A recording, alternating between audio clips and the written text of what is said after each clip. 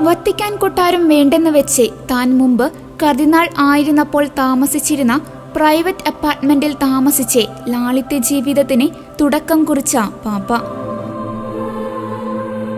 മാർപ്പാപ്പമാർ ഉപയോഗിച്ചിരുന്ന മേഴ്സിഡസിനു പകരം തന്റെ സുരക്ഷിതത്വം കർത്താവിലാണ് എന്ന ബോധ്യത്തിൽ ഫിയറ്റിൽ സഞ്ചരിച്ച പാപ്പ.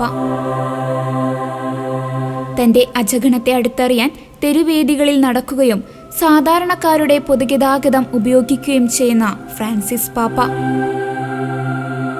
ദുർബലരായ മനുഷ്യത്വങ്ങളെ, പ്രത്യേകിച്ച് സമൂഹത്തിൽ നിന്ന് മാറ്റി നിർത്തപ്പെട്ട രോഗികളെയും വൈകല്യങ്ങൾ ഉള്ളവരെയും സ്നേഹത്തോടെ ചേർത്ത് പിടിച്ച വലിയ ഇടയൻ.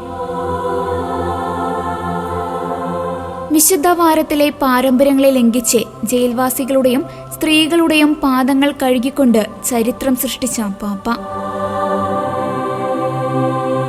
പാർശ്വവൽക്കരിക്കപ്പെട്ടവർക്കും പാവപ്പെട്ടവർക്കും വിരുന്നൊരുക്കി കൂടെയിരുന്ന ഹൃദയം പങ്കിട്ട സ്നേഹപിതാവ്.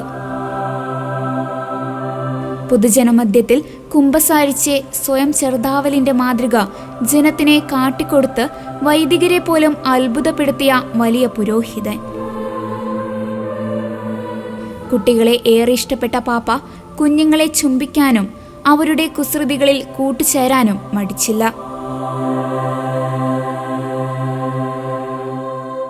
സ്ത്രീ സമത്വം വിദുരത്തായിരുന്ന സഭയിൽ വത്തിക്കാനിലെ അധികാര സ്ഥാനങ്ങളിലേക്ക് സ്ത്രീകളെ നിയമിച്ചത് മറ്റൊരു ചരിത്രമാറ്റമാണ്.